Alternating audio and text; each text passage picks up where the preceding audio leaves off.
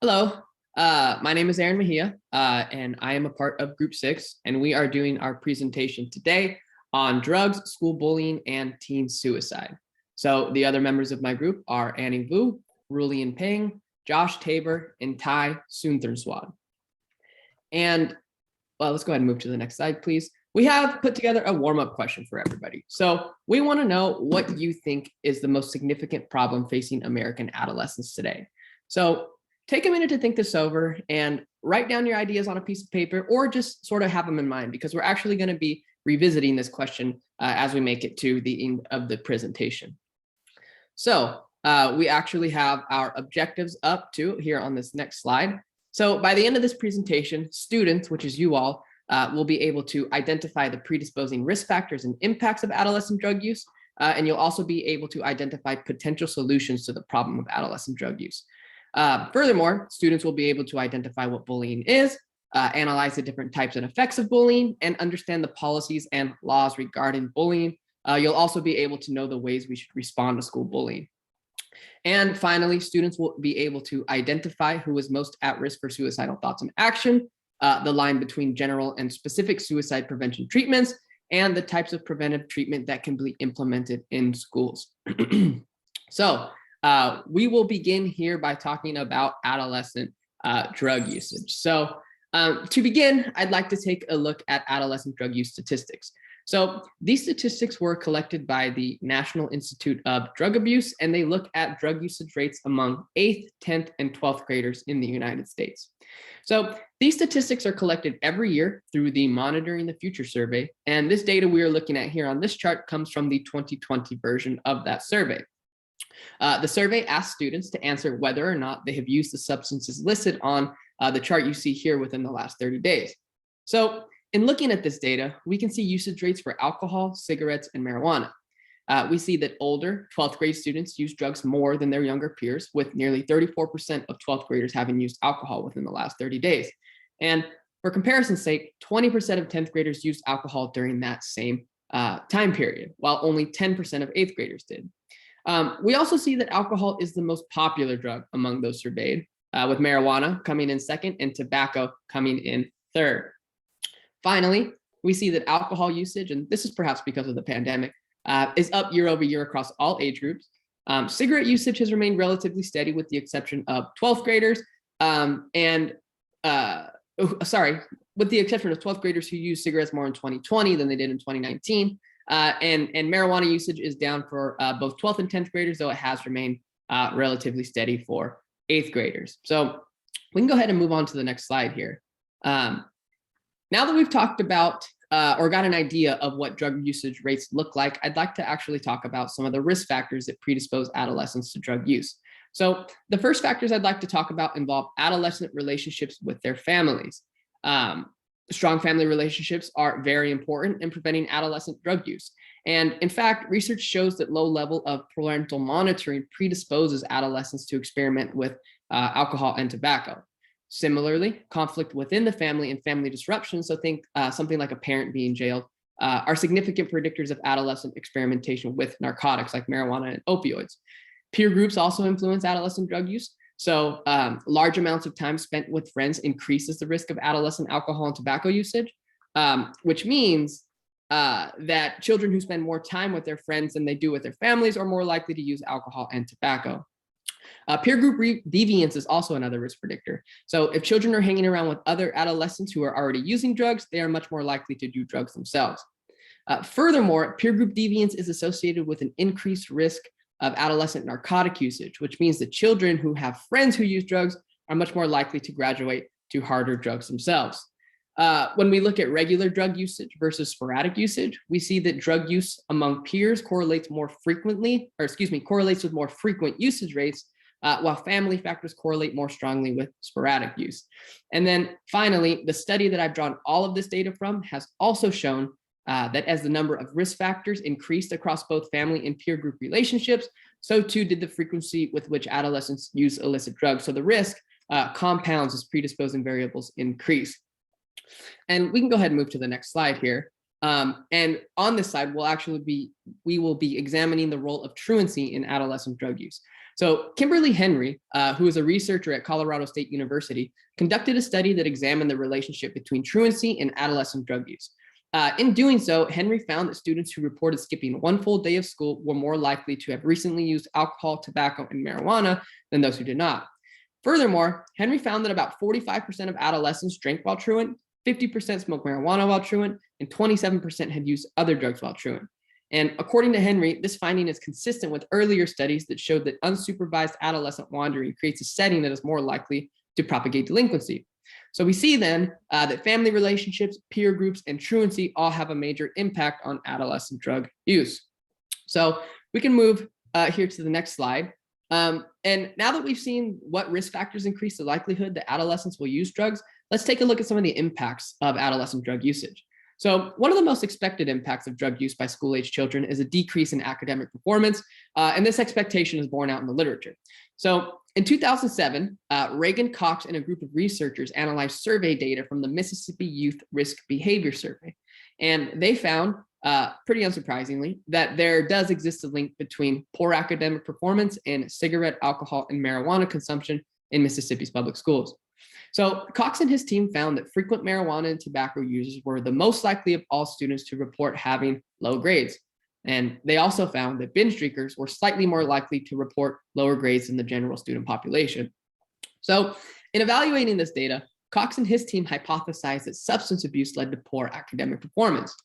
And we can move over to the next slide here. And now this slide, so a few years after Cox did his work, in 2010, Kimberly Henry used survey data to investigate the link between drug use and academic performance among middle schoolers in the Midwest. So in doing so, she found that students' academic performance deteriorated at the same time that their drug usage increased. Henry, though, in interpreting these results, hypothesized that poor academic performance and the associated anxiety is actually what caused these middle schoolers to start using drugs, and not the other way around, as Cox and his team had argued. Finally, Henry found that high academic achievement actually had a direct protective effect on students' drug use, meaning that high achieving students who remained high achievers were much less likely to use drugs than average and low, their average and low achieving peers. So we can go ahead and move to the next slide here. And let's take a look at work done by Richard Lowry and his team. Lowry is an MD who published an article in the Journal of School Health. So Lowry and his team, using data from a nationally representative survey of more than 10,000 high school students, found that there is a direct relationship between the availability of illegal drugs at school and the presence of school violence. Lowry and his team referenced 5 specific indicators of violence in this study, which included weapon carrying, physical fighting, having property stolen or vandalized at school, being threatened or injured with a weapon at school, and being absent from school because of feeling unsafe. Lowry also found that schools where drug usage is commonplace have all 5 of these indicators of violence present. And furthermore, he found that students who use drugs, and particularly those students who use drugs at school, were more likely to engage in violent behaviors and the victimization of their peers. So we see that adolescent drug use leads to both poor academic performance and an increase in violence in school. So we can move on to the next slide.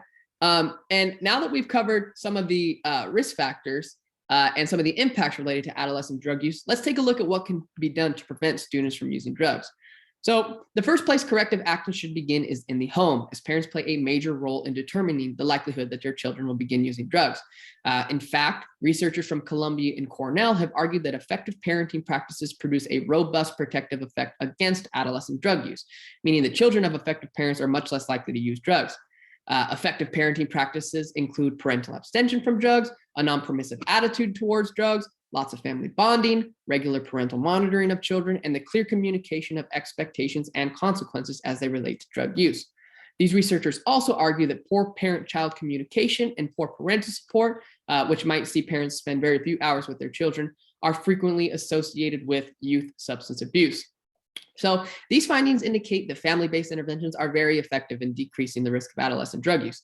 Still, although family-based interventions are clearly important in preventing children from using drugs, there are also other methods that have been used in the United States to tackle adolescent substance abuse, which we'll see here on this next slide. So I want to just cover these interventions briefly. And to do so, we'll be relying on data from Pim Kwijper, who is a Dutch scholar who wrote on US-based drug intervention programs. And the first of these interventions programs is the school-based intervention. So school-based interventions are probably very familiar to many of us, and they include programs like DARE, which is a program that aims to teach children how to resist the temptation of drugs. These programs, like their name implies, are conducted in schools and see educators work to teach children about the dangers of drugs. Ultimately, Queech perceives these programs as moderately effective in preventing drug use. The second intervention is community-based intervention. So community-based intervention occurs when entire towns or regions come together to address substance use and abuse. Now, this might see parents police all children in the community and not only their own, or it might see shopkeepers be extra vigilant in selling alcohol and tobacco. They'll double check IDs and things of that nature. This community-based approach has not been used much with regard to illicit drugs, but it has been largely aimed at alcohol and tobacco use. Still, Queechper argues that these types of intervention programs appear to be more effective than school-based programs, though he does condition that statement by noting that more data is needed to make a final judgment. And then finally, we have mass media interventions. So these are likely exactly what you're thinking about. They are the commercials and internet campaigns that attempt to depict the dangers of drug and alcohol abuse to young people. So think of the YouTube ads that show the dangers of vaping to young people's lungs. Queechper actually argues that these sorts of interventions seem to have little to no impact on changing risky behavior, though they are moderately effective in disseminating some knowledge to those who use them. So in brief, we see that parental interventions are the most effective intervention form, followed by community-based interventions, school-based interventions, and finally, media-based interventions. So now that we've explored some of the aspects of adolescent drug use, I have a few questions that I hope will extend the dialogue, which we can see here on this next slide. So I'd like to ask, what family and peer group-based risk factors are associated with adolescent drug use? What types of drugs do students use while truant? What types of violence are likely to occur at schools where drug use is prevalent? And what can parents do to help prevent their children from using drugs? I'd also like to ask, what do you think is the most effective large-scale solution to prevent adolescent drug use and why? And then finally, I think the most important or interesting question is, researchers have thus far struggled to determine whether poor academic performance causes adolescent substance abuse or whether substance abuse causes poor academic performance. What is your opinion on this disagreement? Do poor grades and the negative emotions that result from those poor grades result in substance abuse, or does substance abuse result in decreased motivation and poor grades? Are the two mutually reinforcing? And with that, here's my colleague Annie, who will go ahead and continue our presentation. All right, so our next topic here we have is bullying, and we want to identify what is bullying and our objective for it as well. Our objective is to identify what bullying looks like, the effects of bullying, understanding bullying policies, and how to respond to it. So to define bullying, it's really an unwanted aggressive behavior among students involving power imbalance. And some samples of this aggressive bullying behavior would be imbalance of power, such as physical strength, access to embarrassing information, or power is used to control harm to other students in a classroom. We also have repetition, which is another form of aggressive bullying, which means that bullying happens more than once or has the potential to happen more than once. And in a study by EDC here, we have nearly 20% of students reported being bullied 2 times a month or more.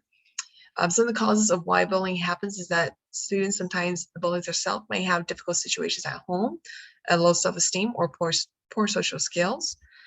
We may also encounter students having a lack of attention from home, urge to control, learn behavior from others, understanding differences in others as well. So the idea of learn behavior from others is a really important one, where let's say the student is learning from the parents or from their home environment, and then bring that to school as well. So going into details about the different types of bullying, we have direct bullying and also indirect bullying. Direct bullying is such as examples as yelling or saying hurtful words to other students directly. And then we also have indirect bullying, such as spreading rumors about a classmate. So they may not be confronting the student in front of them, but they may be doing behind their back. So this causes disruptions in the classroom. Here in this quote here, we have says more than 1/5 students reported that they were being bullied by Stop Bullying. And the different types of bullying we want to go into here, for example, we have cyberbullying, which uses electronic devices to send harmful communications. For example, online comments or messaging to intently deliver hurtful messages are examples of cyberbullying. We also have students purposely using embarrassing information to ruin somebody's reputation online. And this can happen anywhere. It can be on social media, online forums, chat rooms, online gaming, emails, and private messages. So in a study by NCS, in 2017 through 18, about 15% of public schools reported that cyberbullying had occurred among students at least once a week at school or away from school. All right, so other types of bullying that we have here is a more common one that we might see, which is physical bullying, and that defines as hurting a person's body or possessions physically. So breaking an individual's possession will also be considered as physical bullying. We have more common ones such as tripping, pushing, throwing items at an individual, or any physical contact with intent of hurting. The next one we have here is emotional and social bullying. So that really defines as hurting an individual's reputation or relationship around them. Some examples of this would be causing emotional hurt to another person by writing hurtful things, causing things to others to gang up on an individual or manipulative motives. We also have purposeful ignoring or leaving out an individual. And lastly, we have spreading rumors to embarrass someone or causing fear on a person. Other examples of types of bullying we have is sexual harassment and bullying, which can be seen verbally, physically, or visually. Examples of it would be discriminating a person's gender or sexuality, so the sexual orientation. And then we also have inappropriate sexual comments or jokes, or other examples such as unwanted touching or forcing someone to commit intimate acts. So in a quote here by EDC, we have more than 80% of lesbian, gay, bisexual, or transgender LGBT youth reported for being verbally harassed at school due to their sexual identity. Another last one that we have here is verbal bullying, which is a more common one as well.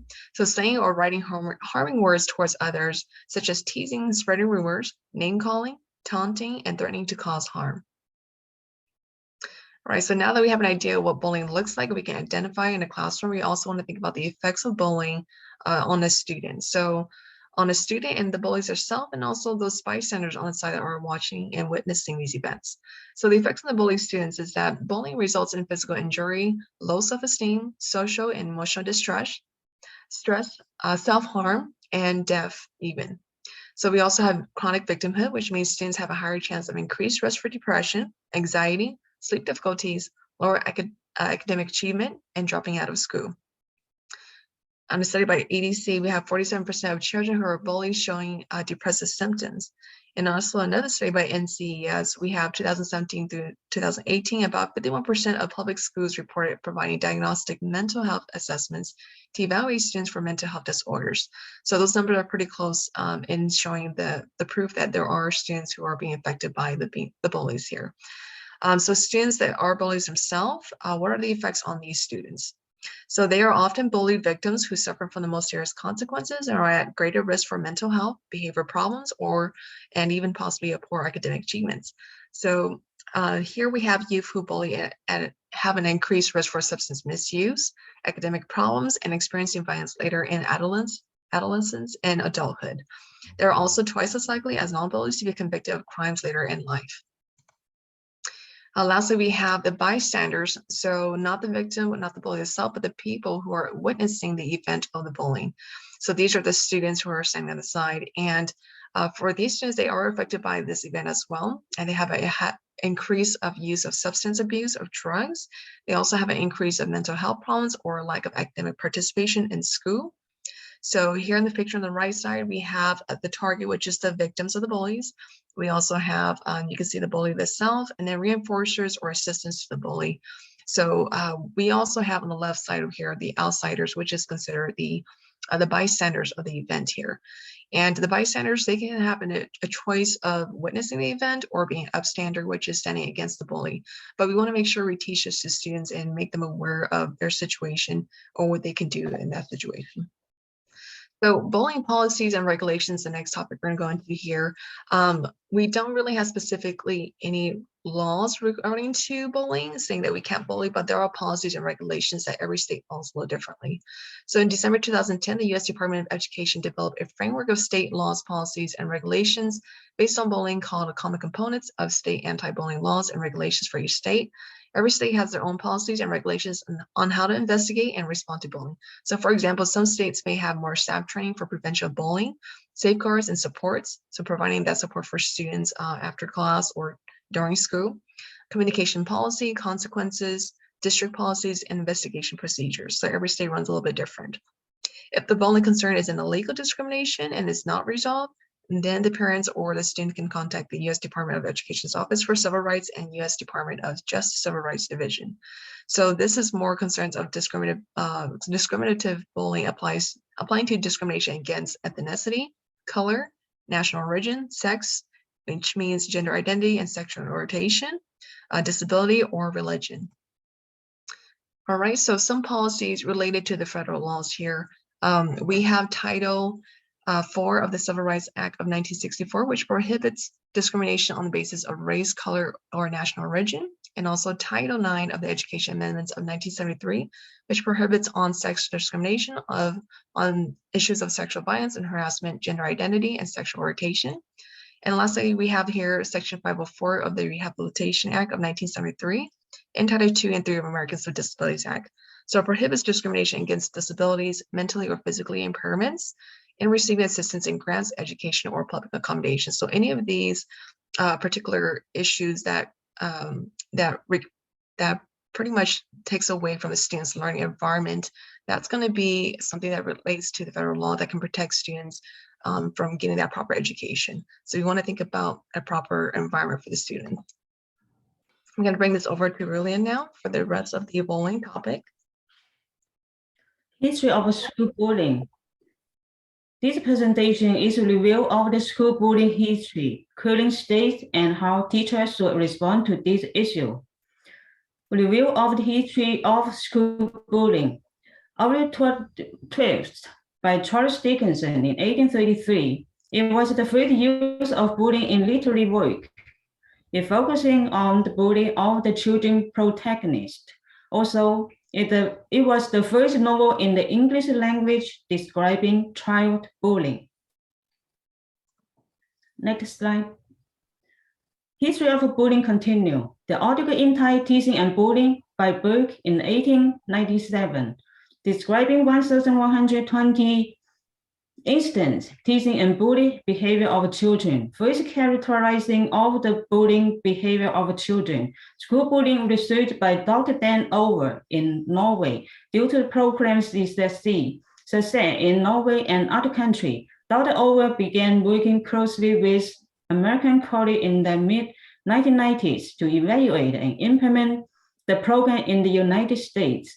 It was the first school research of the world in 1970, published in a Swedish book in 1973, implemented in the United States in 1990s. The title Aggression in the Schools, Bullying and Whipping Boys. It was the first research of school bullying in the United States in 1978.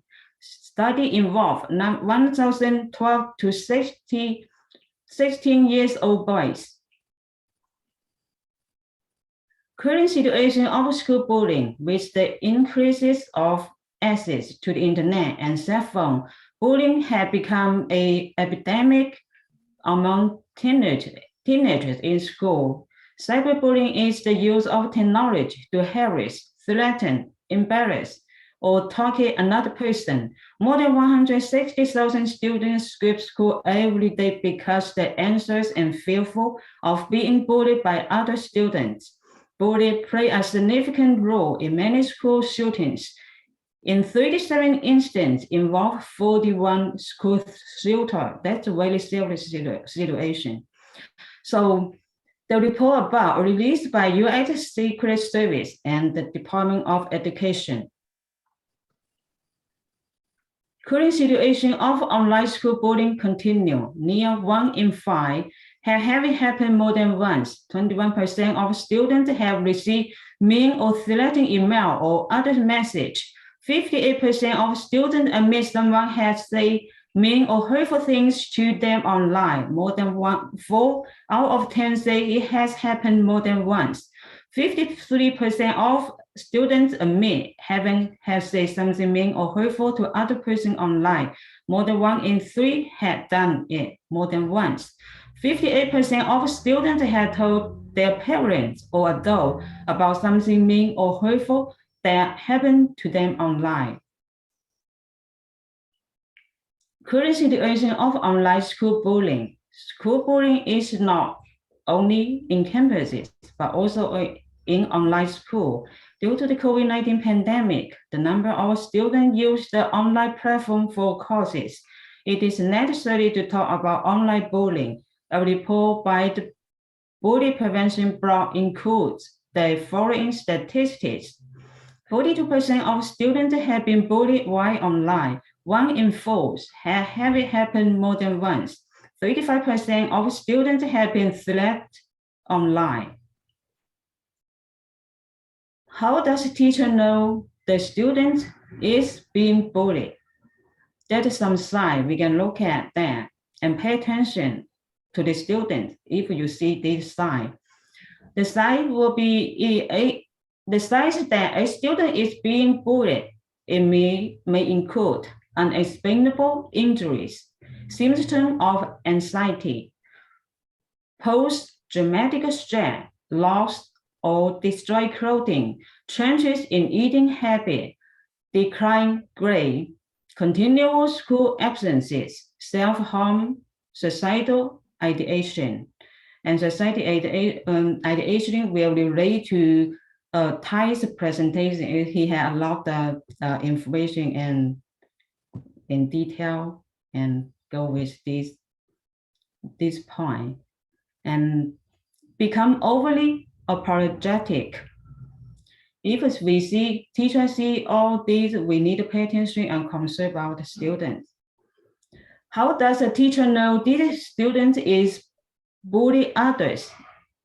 We can look at some signs that a student is bullying others may include getting into physical or verbal fighting and getting sent to the principal's office frequently, having friends who bully others, becoming increasingly aggressive in normal activities. How do teachers protect students from bullying? As a teacher, all teachers have a legal obligation to prevent the students from harm, use authority-based interventions, use non-punitive approaches to bullying, support victims, involve other teachers or professionals, like school counselor, psychology, and administration, even out of school support. Some counselor out of school, they're very good at that. We need to have the student access to this information to help them. We have some discussion question. We may not have time to discuss, but I just would like to mention this question. Question 1, what can you do as teacher about classroom bullying? How are different groups, such as ethnic minority and special needs students affected by bullying?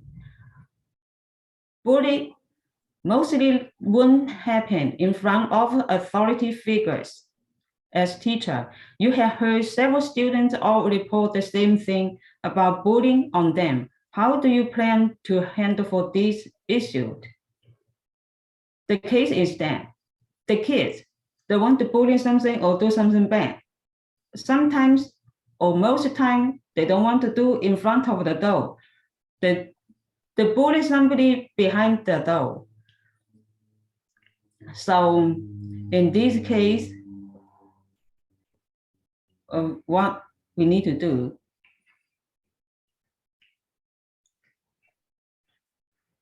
And we had the video show how and what the students bully each other and how the teacher will respond to it. And let's watch the video. This evening, there are schools across this country sending urgent letters home with their students. After disturbing scenes in classrooms and in cafeterias, children from families on both sides of this election, chants in class, and students targeted over which side their family was on. Here's ABC's Lindsay Davis. No justice, no peace. A dramatic scene today at this high school in Nebraska, where hundreds of students walked out to protest President-elect Donald Trump. As tonight, schools across the country grapple with how to reassure students and parents in the midst of tension seemingly triggered by the outcome of the election. Scared, confused, betrayed, disconnected from the very vision of this country. In this video, teachers recount emotional talks with students as racist videos and graffiti have popped up on campuses.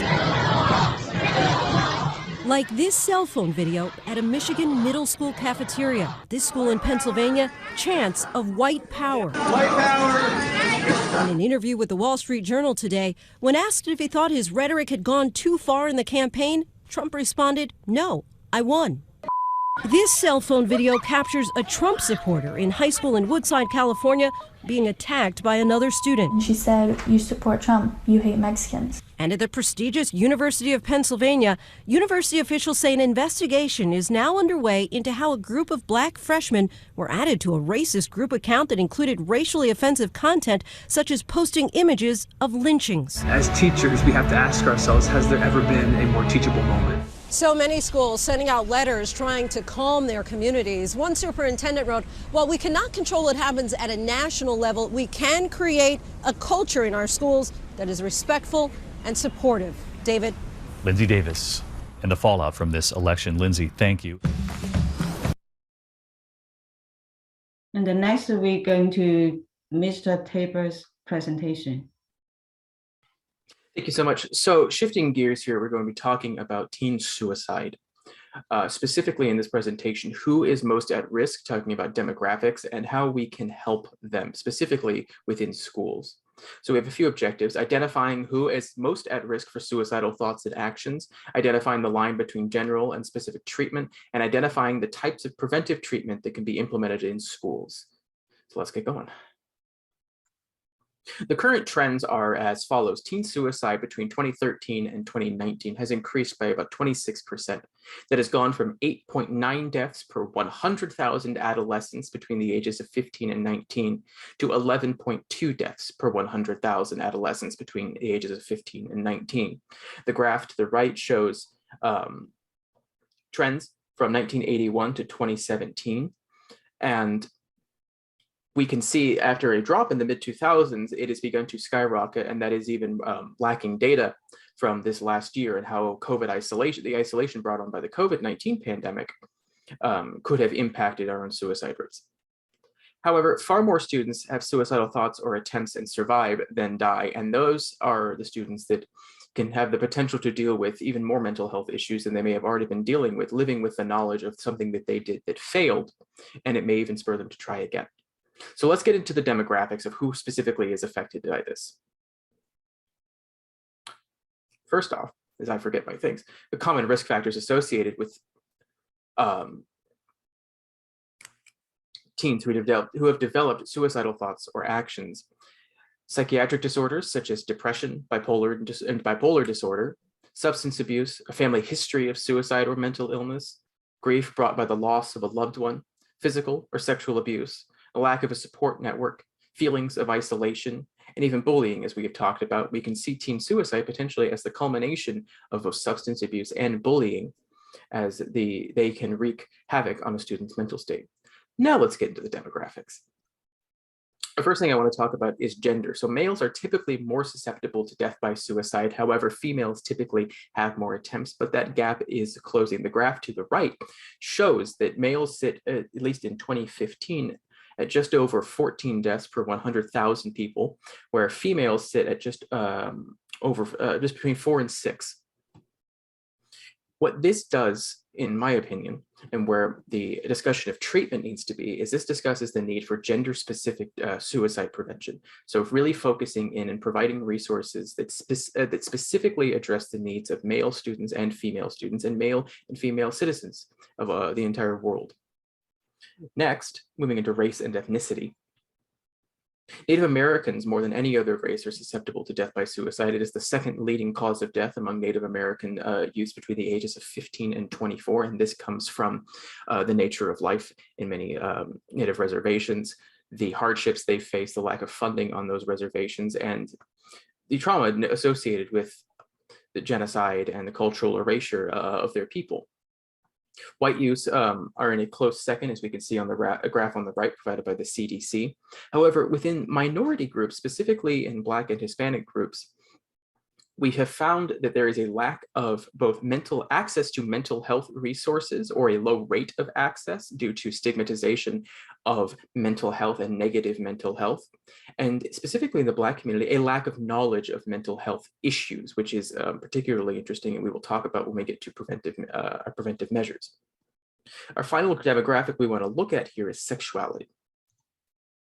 Members of the LGBTQ+, that is lesbian, gay, bisexual, transgender, queer, and more community are exponentially more susceptible. On the graph to the right from a study in the Library of Medicine, we can see that the trend of Native American youth being more susceptible to suicide than other minorities is doubly so the case when they are a sexual minority. And we can see through each of these categories of Alaskan Native and Pacific Islanders, Asians, Black, white, Hispanic, and multiracial, that it is the sexual minorities, those people who are lesbian, gay, bisexual, transgender, that have higher risks of suicide attempts than people who belong to a heterosexual sexual majority. Now, why do these students in particular experience more factors that would lead to suicidal thoughts or actions? Well, firstly, bullying for their sexual orientation or their gender representation, social isolation caused by not being in a community that is accepting of who they are.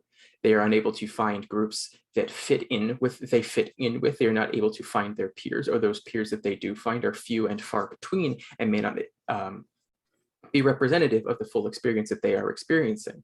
And finally, you have societal pressure and hostility, because while we are advancing the conversation and trying to create a society that is more inclusive of sexualities and genders beyond heterosexuality and the male-female gender binary, there is still a lot of work to be done. And especially on school campuses, there can be hostility toward those students who are known to be part of the LGBTQ+ community, or even those students who choose to represent themselves and choose to show who their true selves are in the full public view. So into the crux of this discussion is how we can prevent this. My colleague Ty in the following presentation will discuss more specific warning signs to look out for, but I want to talk primarily about preventative measures. There are several types of preventative care that we can engage in as teachers and as future educators: education, counseling, the creation of safe spaces, specific treatment, and even destigmatization. So for education, it not only is education of us as teachers on the warning signs of students who may be experiencing suicidal thoughts or actions, but it is the education of the students themselves. It is the education of those warning signs to those students that allows them to reflect upon their lives or their friends' lives and be able to see the warning signs that they may not have been able to notice before. It is teaching parents these same warning signs, because even though students may have the knowledge of the warning signs, they may be unwilling to act upon them due to the stigmatization of mental health discussions in our society, especially among males. However, a reassuring fact is that students are more likely to use and utilize resources while they are at school than they are on their own. They spend enough time there. It is a safe space, or it is an attempt to make a safe space. And it is easier to access potentially without fear of parental repercussion, societal repercussions. So that leads into how we can do things at schools. Counseling, having on-site psychologists, the creation of safe spaces, creating open door policies, creating these places where students can go and be with like-minded individuals, be they members of their own community, be they places where they can receive their an additional education in the warning signs and the ways that we can help these students. Even connecting them with teachers and administrators who understand the struggles that they are going through and provide them with an adult that can assist them in navigating this crazy world of mental health treatment. And that leads into perhaps the most interesting point that I think I want to talk about is this idea of specific treatment. We know that in American society, there is a stigma there's a stigma on male mental health. There are still many who believe that the role of the male should be stoic. They should have their emotions in check. They should have they should not be emotionally vulnerable in public, but that is simply not the case. As we have seen, males die by suicide more often, at a higher rate than females, and only 41 to 58% of males who committed suicide have been in contact with a mental health professional versus 72 to 89% of females who have. So males are not reaching out for help. Men and male presenting peoples are not fighting against the stigma. And that falls to the community. The community needs to destigmatize these discussions of mental health, specifically for men, but for everyone, by destigmatizing and taking any potential shame out of discussions about mental health and seeking help for your mental health. We can begin to nip these problems in the bud. And the same applies to sexuality specific and race and ethnicity specific counseling, particularly. By providing a lesbian or a gay or a bisexual or a transgender student with a lesbian or a gay or a bisexual or a transgendered counselor, they have an immediate adult who can connect with their experience, who is not only licensed to help them and trained to help them in healthy ways to deal with the thoughts that they may be having, but they are able to connect with them on their specific experiences. General treatment is effective, but there comes a point where it needs to be more specific. It needs to cater to the needs of the students. And the same thing goes with race and ethnicity. Hispanic students should be paired with Hispanic counselors, Black students paired with Black counselors, etc. By providing specific care, we can really zero in on the efforts, on treating as many students' specific needs, specific community needs as possible. And finally, this discussion of destigmatization, opening up the conversation. So here's some wrap-up questions. First things first, as you will see in Ty's presentation, we're talking about the warning signs. What are the major warning signs that you will look out for in your students? How will you ensure that the mental health needs of your students are being constantly met? And finally, which strategy or resource from the previous slide do you believe to be the most important? Is it having more on-site psychologists? Maybe one's not affiliated with the school, from an independent organization. Maybe it's more educational opportunities. Two higher order questions is, how will you as an instructor create an environment in your future classroom that addresses the mental health needs of your students? How will you ensure that everyone is safe to be who they want to be? And finally, which strategy or resource are you most likely to implement within your classroom on a consistent basis? To speak more on these matters and wrap up this whole thing, on to Ty. All right, thank you. So yeah, as Jess was saying, so let's briefly wrap up what suicide is and then try to connect it with the other topics we have discussed earlier in the presentation, which was drug abuse and bullying. So again, what is suicide? So suicide is defined as death caused by injuring oneself with the intent to die. Prior to any form of suicide attempt, suicide ideation occurs. And what is suicide ideation? So suicide ideation is the thought or planning of suicide. Mental disorders, substance abuse, and bullying and other environmental influences are major risk factors leading to suicide ideation. According to the World Health Organization, as of April 8th, 2021, more than 700,000 people die due to suicide every year. And let's get on to the history of suicide. So the history of suicide. So from ancient Rome to Christian Europe, human suicide was always regarded as a sin. During those time periods, people who committed suicide had their bodies dragged through the streets. Essentially, they were not given proper burial rites that were accustomed to the culture they were living in. It wasn't until 1642 that it was accepted as a human illness, but it still wasn't until 1879 English law began to distinguish suicide and homicide as different things. Even though suicide was accepted as a human illness and distinguished from homicide, historically, knowledge about suicide was largely based around mental illness studies, and there has been a long history of association between suicide and mental and mood disorders. However, shifts in the 1950s will show how that trend has shifted since then. If we go on to the next slide. Okay, so the researchers for the Division of Inquiry of Epidemiology and Control conducted an analysis of the emergence of youth suicide. The researchers examined death certificate data to identify significant patterns and trends in suicide in the United States. So these researchers found that suicide rates had dramatically increased among youth from 1950 to 1980. And then we can go on to the next slide, please. Okay, so just briefly, as those shifts have occurred, as of 2018, suicide is still among adolescents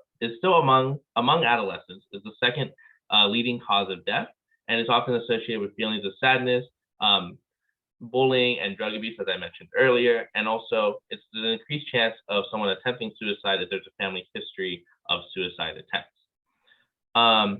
As shifts in patterns and trends occur, so did the increase of the focus on the research of suicide and suicide prevention. So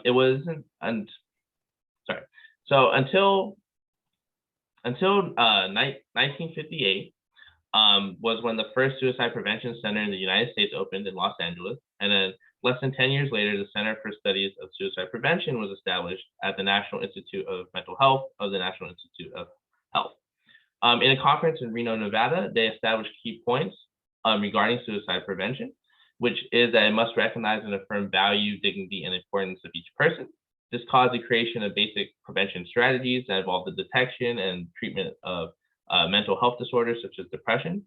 However, in most recent studies, it was also discovered that those at high risk for suicide are not just depressed, and thus to approach the suicide prevention has shifted and constantly been reevaluated every other year.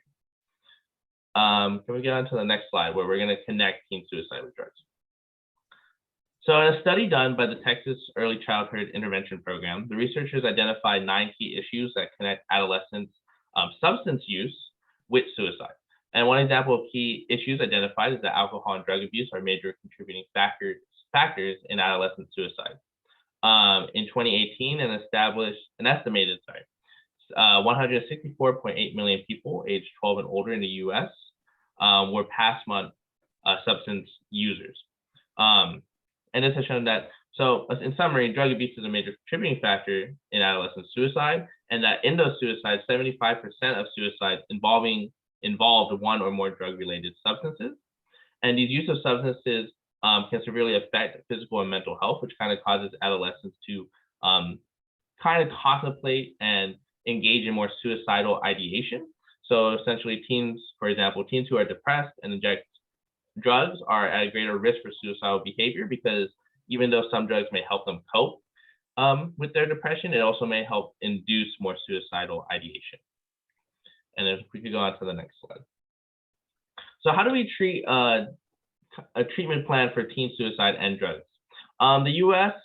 Substance Abuse and Mental Health Services Administration provides guidelines to help frontline substance use for counselors, supervisors, and program administrators to deal with substance abuse and suicide risk. Some effective strategies that have been discussed from the administration is including detoxification, so the removal or slowly progressing less use of drugs, supportive housing or psychotherapy.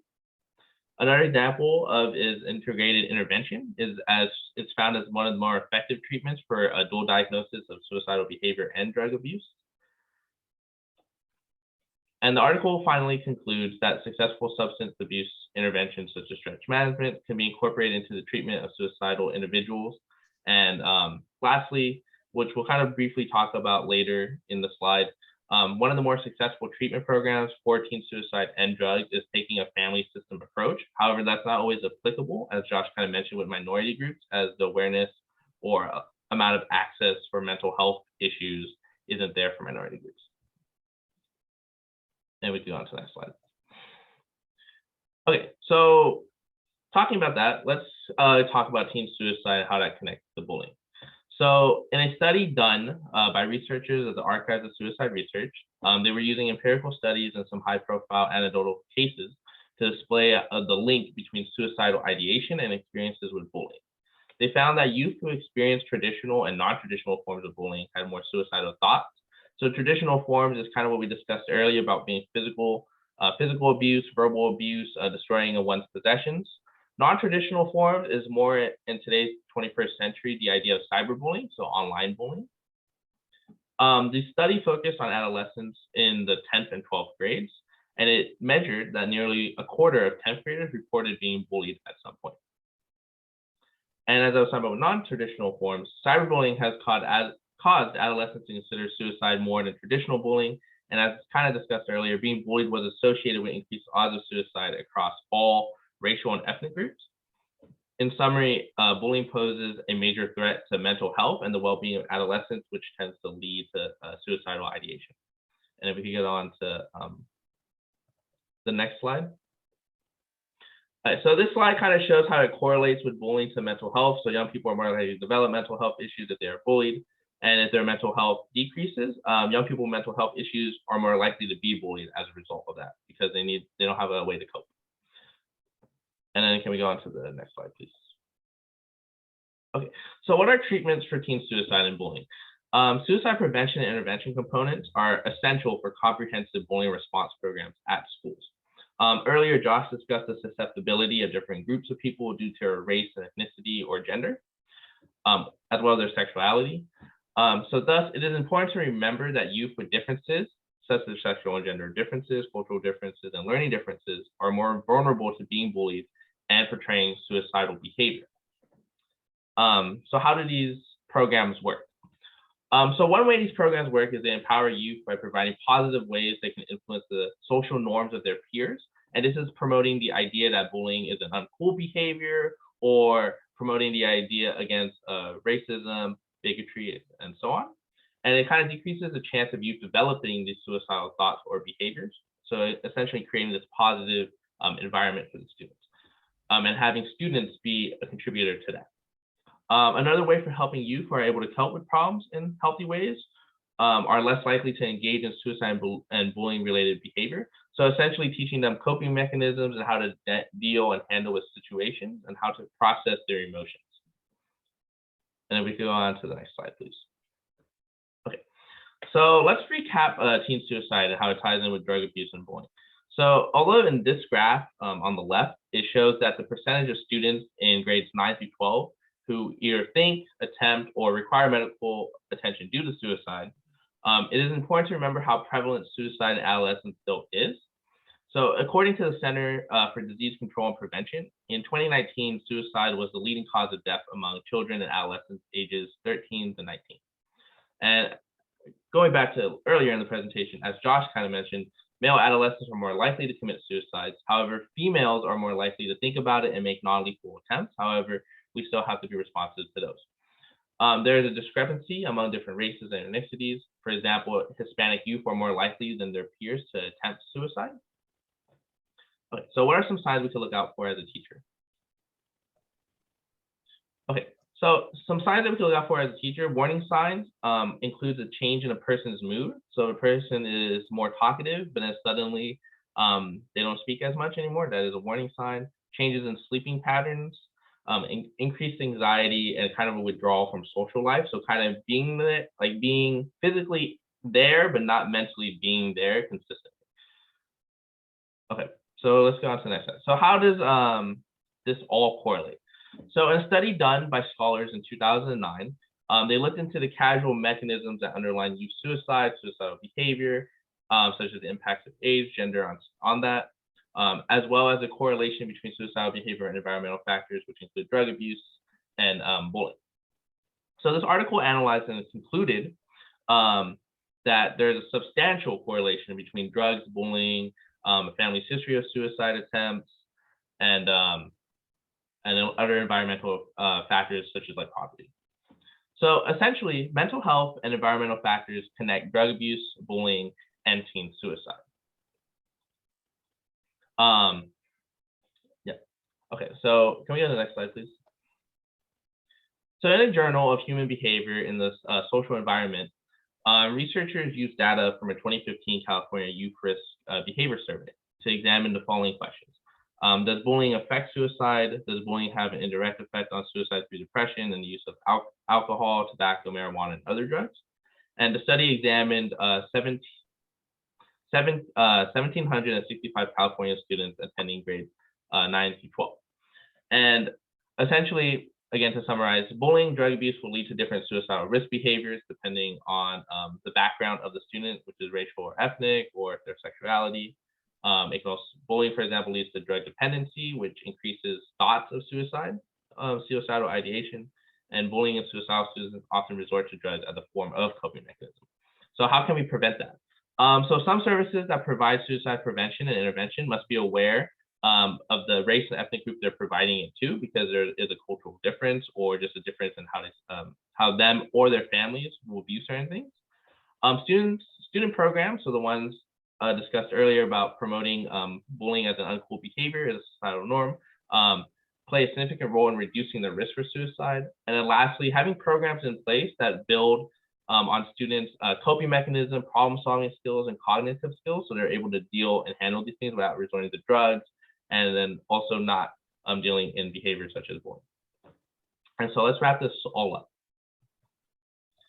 Okay, so thinking back to your answer to the presentation at the opening question, so the first warm-up question, which asked, what do you think is the most significant problem facing American adolescents today?